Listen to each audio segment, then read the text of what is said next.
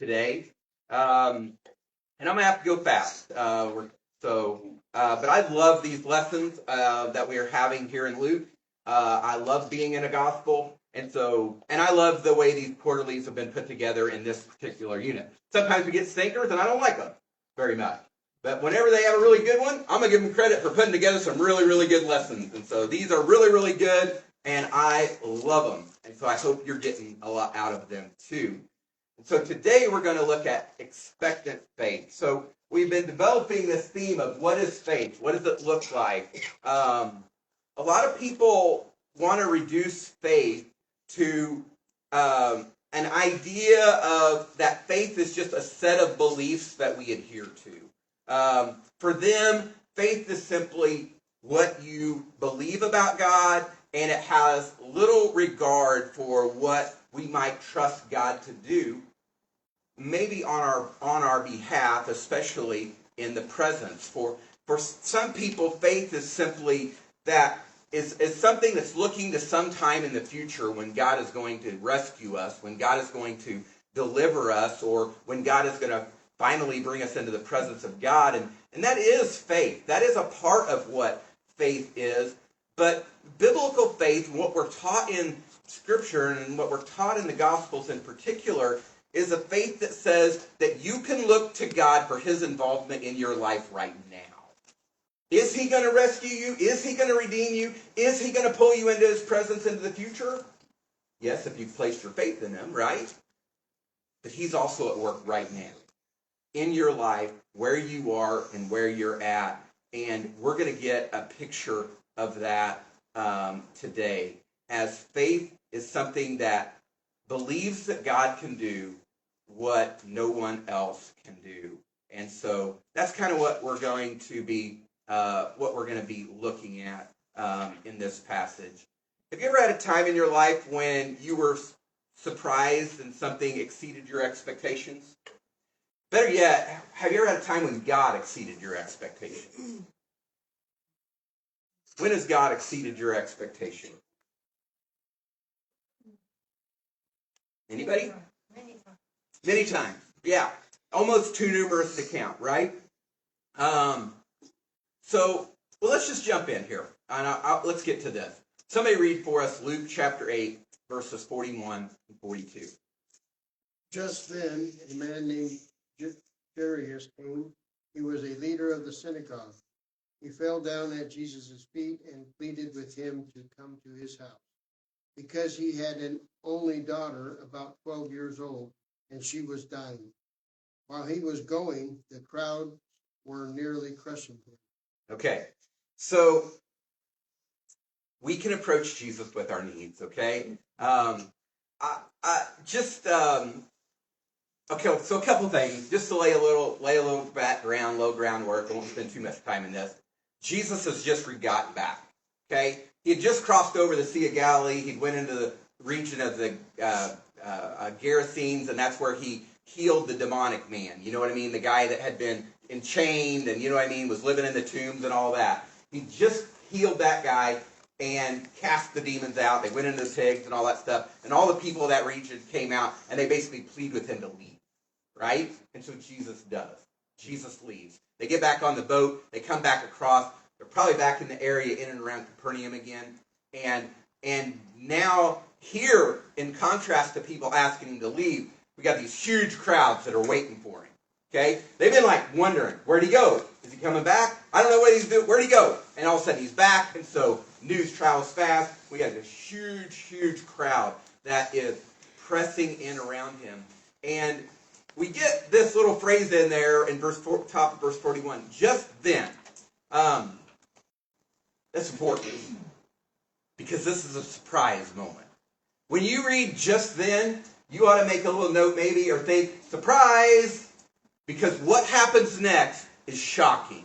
What happens next stuns everybody in the crowd. And the surprise is this. A man named Jerry, I don't know, how did we say his name? I don't care. Whatever it is, we're going to go with one thing. I don't know we're just going to call him Jerry. So Jerry shows up, okay? And everybody's shocked that Jerry's here. And the reason they're shocked is because Jerry is a respected leader in the synagogue. Okay? Synagogues were Jewish people gathered for worship. It's kind of like their church, but it was more than a church. It was also kind of like their community building. It was kind of like their courthouse. It was kind of like church, courthouse, community building, everything all together. Okay? We learned just a couple weeks ago that the centurion probably helped build this one. Remember, the centurion that we were introduced to a couple weeks ago probably had something to do with helping build this synagogue. But Jerry's the leader of this synagogue. And one of the things that's shocking about this is because almost everywhere else in the Gospels, when Jesus interacts with somebody in and around a synagogue, what happens? They don't like him. They don't like him. And they plot to kill him. And in fact, they reject him. You know what I mean? More often than not. Almost everywhere that Jesus went, he went to a synagogue first, much like what Paul did. He'd go to the synagogue first, and then after he was rejected there, he'd go back out into the and do whatever he was going to do with all the people that weren't there, the outsiders, if you will. Okay? And so this is a surprising thing. But at the same time, we're not shocked, right? Because what's motivating Jerry? Death of his daughter. Right. Right. And he is what? Desperate. He's desperate, right? And what just happened in the previous few verses? What just happened in a nearby town in Nain? Anybody know? Servant. That ever in the house. Okay. You just believe.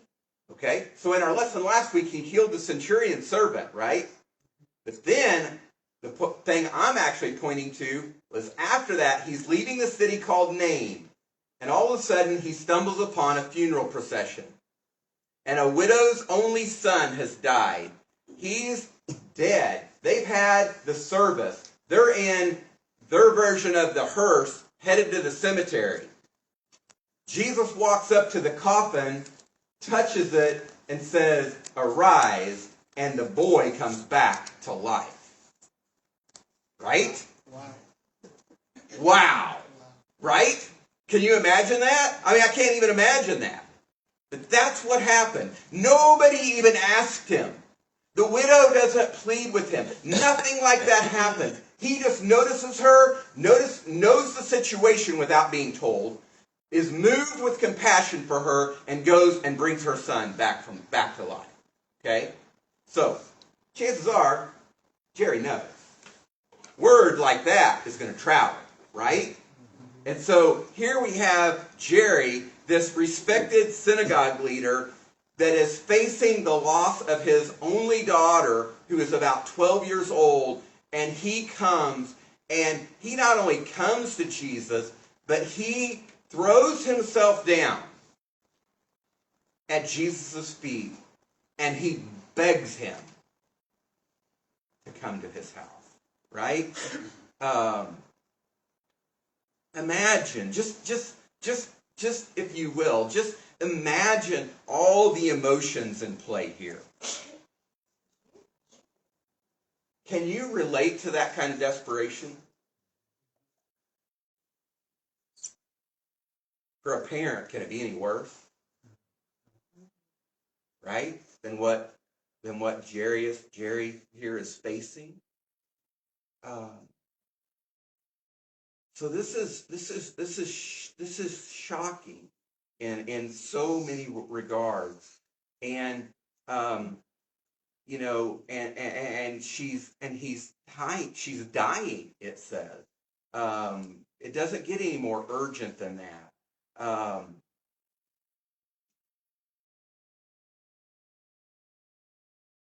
And Jesus is about to do something that nobody else can do.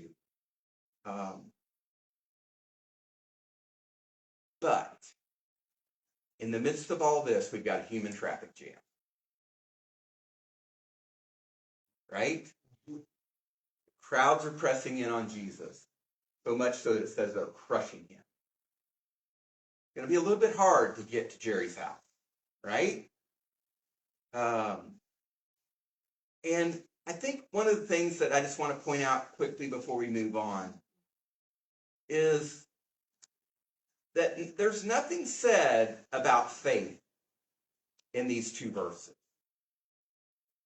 But by at least coming to Jesus, Jerry is indicating that he's got some seed of belief that Jesus can do something for his daughter. And he needs a miracle. Right? Any other thoughts about that those first two verses? Okay. Let's see if we can trust Jesus when things go awry. Somebody go ahead and read verses. Somebody go ahead and read verses 49 through 50.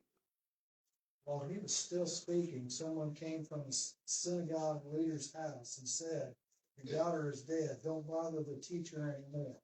When Jesus heard it, he answered him, "Don't be afraid, only believe, and she will be saved." After he came to the house, he left no one enter with him except Peter, John, James, and the child's father and mother. Everyone was crying and mourning for her, but he said, "Stop crying, because she is not dead, but asleep." They laughed at him because they knew she was dead.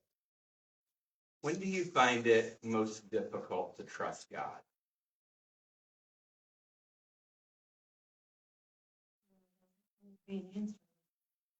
Okay, when answers just aren't readily available, right? And that's a difficult time to trust God.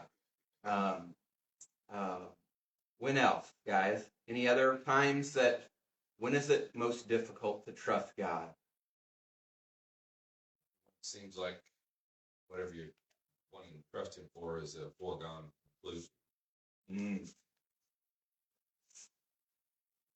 Sometimes when we have an idea of how we want things to turn out, that's not God's will. And it doesn't look like they're going to happen, or it's not going to turn out the way that we'd hoped. It may not. And it may not, right? Absolutely. Those are difficult times. Those are difficult situations to trust God in. How patient are you guys? I'm very impatient. Mary's not here, so I'll say I'm really patient. Don't ask her later. Don't ask her to verify that, right? Okay. Well, we skipped a pretty important section of scripture right there, didn't we? What did we jump over? The lady who had touched his ropes and was healed. Yeah. So in the midst of all this pressing crowd, okay, we've got another story, right? Yep. We've got, well, not another story, but we've got another part of this story, Another healing. okay? But this is Jerry's story. We're introduced to him by name. This is Jerry's story. Somebody interrupts it. This lady's got this bleeding issue, right? She's got this hemorrhaging issue. She's dealt with it for a really long time, right? She finds a way to press through the crowd, right? This crushing crowd. And her belief is, if I can only touch him, if I can only touch the hem of his garment, I could be healed, right?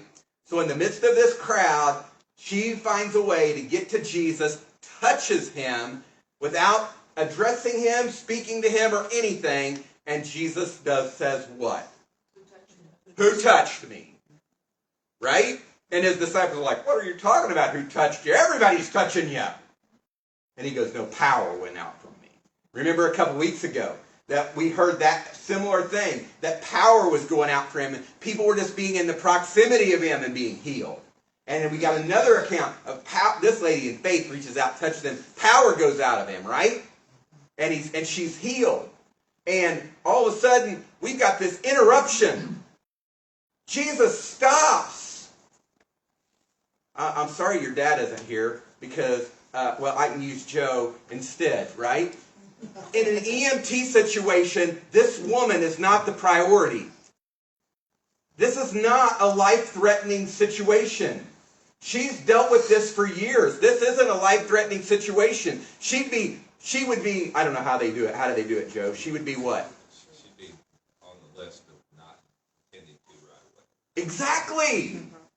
But Jairus' daughter is what? What would she be on the list? Top priority, urgent, critical. We got to take care of her. Until she died, and then she's off. Yeah. Okay, we're getting there. We're getting there. But I just want us to spend a little bit of time in this interruption. Even though the quarterly doesn't do it. I want us to spend a little moment there. I want to spend a little time in this interruption. Okay? So, I want you to put yourself in Jerry's spot. This is his story. And nothing's said about him.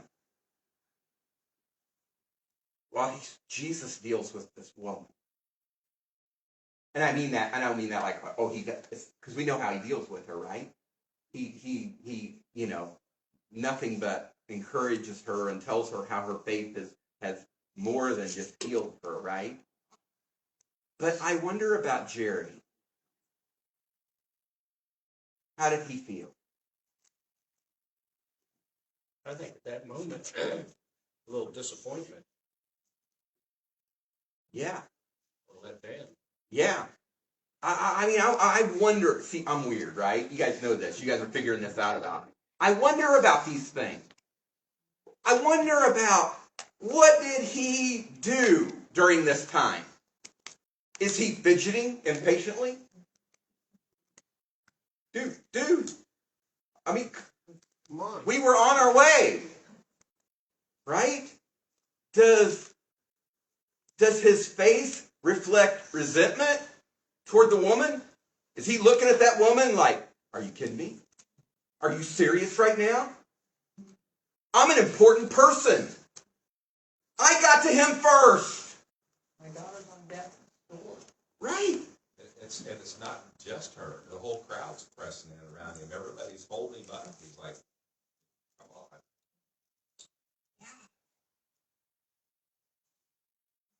But then you look at it, it was meant to be. But he doesn't know that. Not him. And I want to take you to another part that's not in the story, but I think is in the story. He sees a face coming. He sees a familiar face making its way through the crowd. Somebody he knows is there the moment Jesus is done talking to the woman. This is somebody from his house. You ever had that person, you know what I mean? Been in that situation? What's going through his mind then? It's got to be news, right? Is it good news? Is it bad news? Is his daughter dead? Right? Just think about that. Another thing I thought about was all the people crushing him and touching him, they didn't take power with them. Only the lady that Only the person that reached out in faith did, right? But I can't imagine what was going on in Jairus during this delay.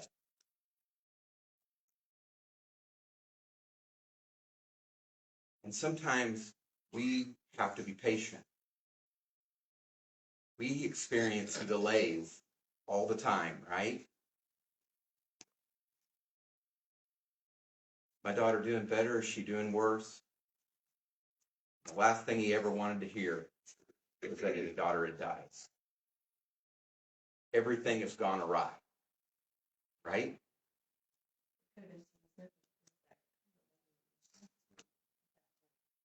You could have what?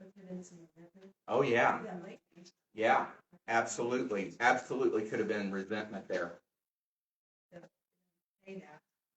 No, it doesn't say that. And the reason it doesn't say that is because Jesus doesn't give him a moment. Jesus immediately steps right back into Jerry's story.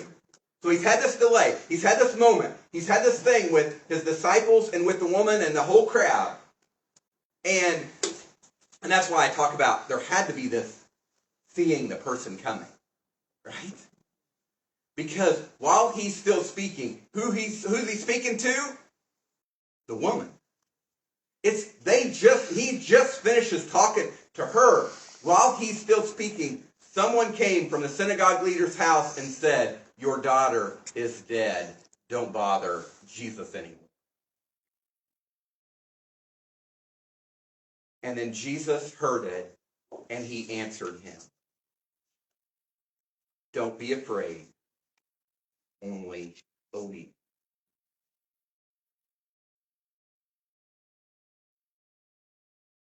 That just gets me. That gets me.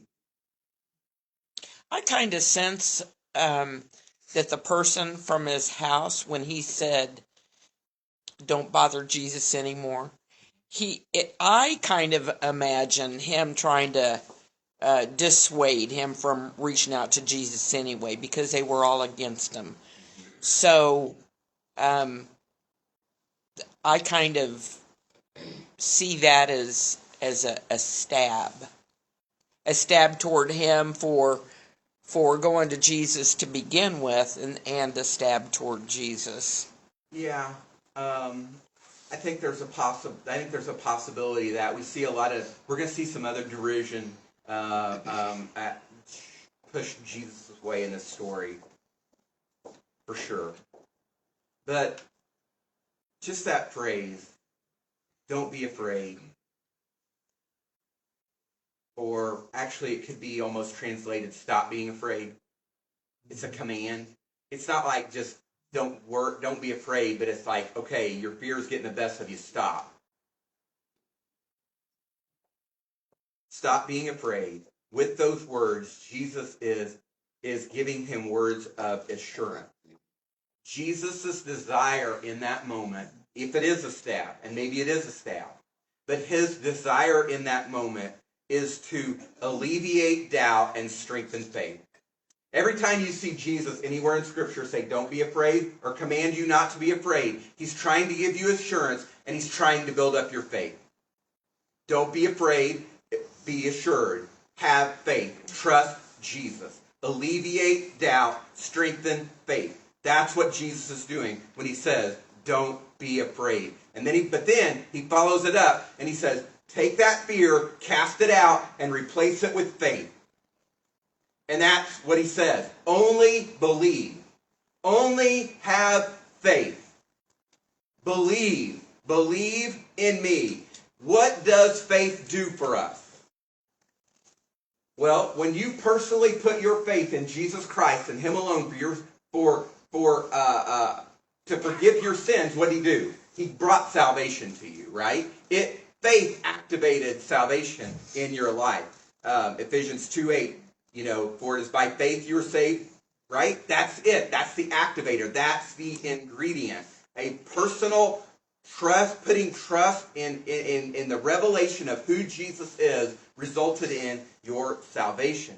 And Jairus is going to demonstrate that kind of faith. And it's still the kind of faith that Jesus seeks. It is what the title of this lesson talks about. It is an expectant faith. Jesus is saying, don't be afraid, believe. Keep expecting that I'm going to do what only I can do. Keep expecting that I'm going to do the impossible here.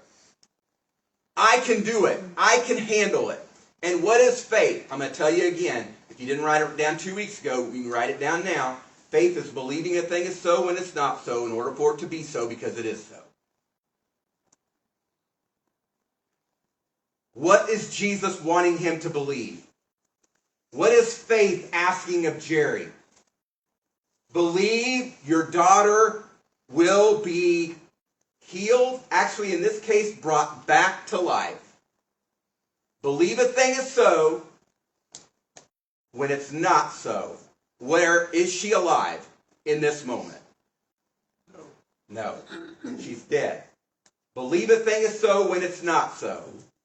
Because faith is an activator. Faith activates the power of God in your life. Believe a thing is so when it's not so, in order for it to be so. Because he said so. If Jesus says a thing is true, it's true whether it's true or not. All the circumstances, all the evidence may say that is not true. But if Jesus says it's true, it's true. Right? And so he says, don't be afraid, only believe. Expectant faith maintains a trust in God to do what no one else can do. We can trust Jesus when we experience the worst that life can bring. We can trust Jesus to provide not only what we want, but more importantly, what we need. Okay? So, he goes on to the house anyway. Right? What happens when he gets to the house? They laugh at him. Right? Because Jesus says, stop crying. She's not dead. She's asleep. Well, okay. Is she dead or is she asleep? Oh, and he says she's asleep. She's asleep. She's not dead anymore. Okay. The word actually, she's, okay, so technically she's dead. Okay? But in Jesus' mind, it's temporary. Right? It's temporary. It's not prolonged. It's not permanent. And so that's what he's saying by she's asleep. Right? And they're all like, no, we know she's not asleep. Right? We know. We know she's not asleep. And she's about to be awakened. Right? And they laughed at him because they knew she was dead. Okay? What are your thoughts? Any thoughts, questions, concerns? And I like what your quarterly says about it. It says this kind of laughter is the kind of laughter that communicates, are you out of your mind? Hysterical. It was a perfect time for Jesus to show up, right? He loves impossible circumstances. It's what he does best, right? So, all right. Somebody read verses 54 through 56. So he took her by the hand and called out, "Child, get up." Her spirit returned, and she got up at once. Then he gave orders that she'd be given something to eat. Her parents were astounded, but he instructed them to tell no one what had happened. All right. Jesus, this account is actually recorded in both the Gospels of Matthew, Mark, and in Luke. Only one that's doesn't record it is John. All three of them record this particular instance. All three of them record this particular miracle. But in Matthew and Mark, two other words are put in that. Luke just says he took her by the hand and he calls out, "Child, get up." Okay? Matthew and Mark both record that he calls out in Aramaic. Anybody know how to pronounce that? Talitha Kumai, right? Which is translated, "Little lamb, arise." Okay? Luke doesn't put that in there. Why doesn't Luke put that in there? Well, Luke doesn't put that in there because he's writing to a Greek audience. And his Greek audience doesn't know Aramaic anyway. So he just doesn't say that. Okay? So he just says, "Child, get up." But Jesus really says, "Little lamb, arise." But even more than that, even as we see the power and authority of Christ, I love the fact that it says, and he took her by the hand.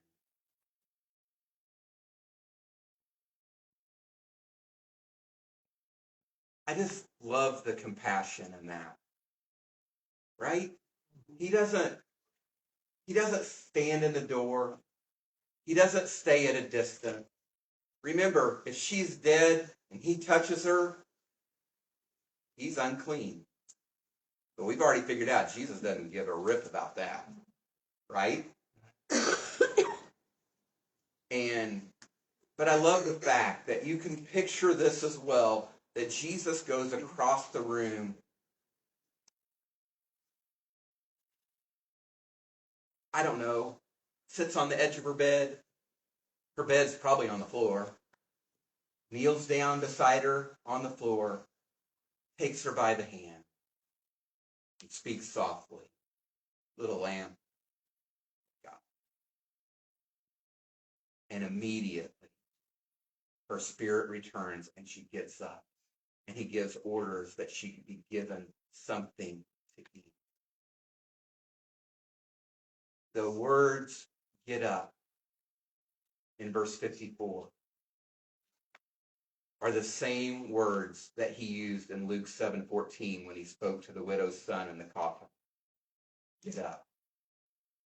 It's the same Greek verb that appears in Luke 24, verse 6, speaking of Jesus' resurrection from the dead. He got up.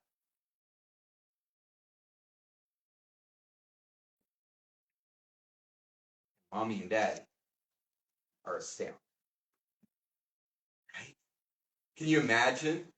Can you imagine this roller coaster that Jerry's been on here?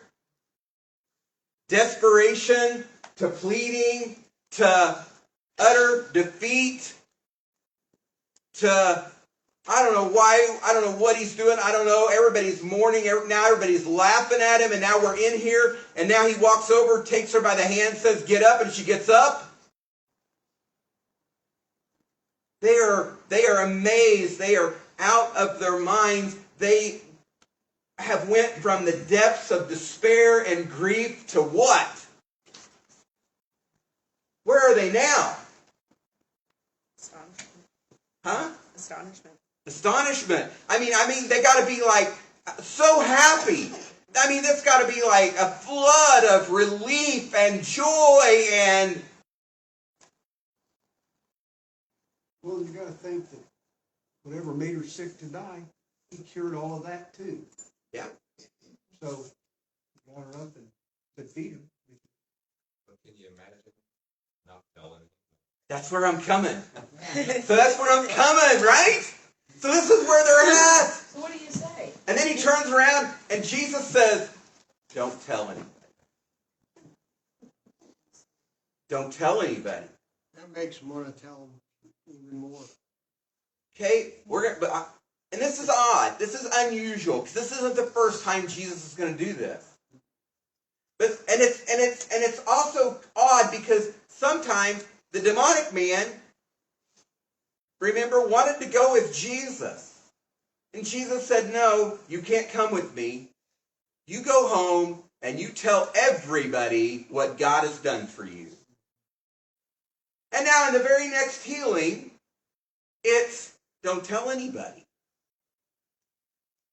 Why does he say, don't tell anybody? Why did Jesus give this unexpected command that's in such sharp contrast to his order to the demon-possessed man just a few verses before? He doesn't want his wish. Big wish to know what he's doing. Maybe. There could be some element of that. For the most part, most of Jesus' miracles are public. They're happening out in the open. I mean, the boy that was resurrected just a chapter earlier, that was out in the open. Everybody knows. Everybody's heard about that probably. You don't want to get stampeded by the crowd when he walks out the door. Okay? But, you know, there could be that whole issue that you mentioned earlier about being a clean touching a dead body, and then didn't want to have to deal with that. All the, you know. Maybe he didn't want people coming just because he could kill people, but he wanted people to come because they had faith in who he was. Yeah. I think that's probably the real key issue here. I've heard other thoughts that he did it as a way to try to kind of protect the little girl. You know what I mean? As a way of like, he doesn't want her to become like this public spectacle, this curiosity, you know what I mean, where all of a sudden she's going to be brought before maybe those synagogue, officials and have to answer questions, stuff like that. So it could be a little bit of protection around the girl. You know what I mean? But I think, Chad, that's really at the heart of what is going on here. I think it's because of the response. It's because of the crowds. I I think that the people don't really understand yet who Jesus is or the nature of his ministry. And I think that's also important. While the miracles are important, they're not the main thing. The miracles point to the main thing, right? So he doesn't want, like Chad said, he doesn't want followers to attach themselves to him simply because he can perform these spectacular acts. He wants followers who are willing to demonstrate faith in him by counting the cost of true disciples. And of course, if no one tells anybody, Jesus told him she was just asleep, so he comes out. I told you. He had just healed unintentional. I mean, not, that wasn't an intentional healing. It was healed by her faith. So they're out there probably still going, you know, you're healed? Really? You're healed? Yeah. So here's the other thing. Here's the other thing to tie into this, okay? So I think Jesus doesn't want to become this traveling miracle show. Okay? That's not what he's about, although he's about miracles. But what happens every time the crowds get big? Every time the crowds get big, Jesus teaches hard. And every time Jesus teaches hard, the crowds disperse. Okay? His ministry is not about miracles or powers of display, but what they represent. Now, I'm not diminishing them or taking away from them because they validate him. They validate who he is, okay? And they're all really, really important. But Jesus doesn't want them to miss this. He doesn't want them to get swept away in a miracle and miss this major lesson that he just taught that is about what? Faith. He doesn't want them to miss the lesson that's being taught about faith. This isn't a lesson on miracles. This isn't a lesson on biology. This is a lesson on faith. The woman had faith. Jerry had faith. It's about faith. And faith means understanding that Jesus has the power to deliver life. It's not about being raised from the dead. It's about life. And that his timing and his sovereignty can be trusted. Okay? So that's what is in play in all of this. So now, I want to ask you guys a few questions. You don't have to answer out loud. Do you believe in Jesus? I said you don't have to answer. Because the questions get harder. And I can't handle all your answers. Here's the thing. What do you believe? Do you believe in Jesus? What do you believe about Jesus? Can you trust him? Do you trust him? And the way that you answer each one of those questions indicates not only your understanding of Jesus, but what kind of relationship you have with him.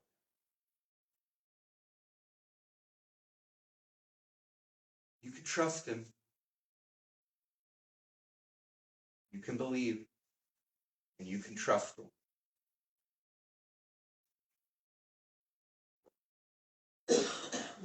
I love what this says, and I'm going to share it with you. Jairus may not have had all the answers about who Jesus was, but he knew enough about him to believe coming to him in his time of despair and need was not a waste of time or an ill-conceived idea. Being a leader of a Jewish religious community, his coming to Jesus required swallowing some of his personal pride and risking criticism from others. Nevertheless, based on what he had heard and perhaps seen about Jesus, even with a limited understanding about who Jesus was, he dared approach. And Jesus encouraged him to believe and to have faith for the moment. Jairus did, and he was not disappointed. Jesus met his expectations and more. Jairus encountered one not only capable of healing the sick, but one who could raise the dead. One of such compassion, power, and authority that he could be trusted with today but even more, he can be trusted with the hope for tomorrow and eternity. We too can trust God, manifested in Christ Jesus, to take care of us now and forever. He can do what no one else can do. Maybe you're here this morning and you're hearing all that and you're listening to all that and you're saying, I've lost people. I loved them just as much as Jairus loved his daughter.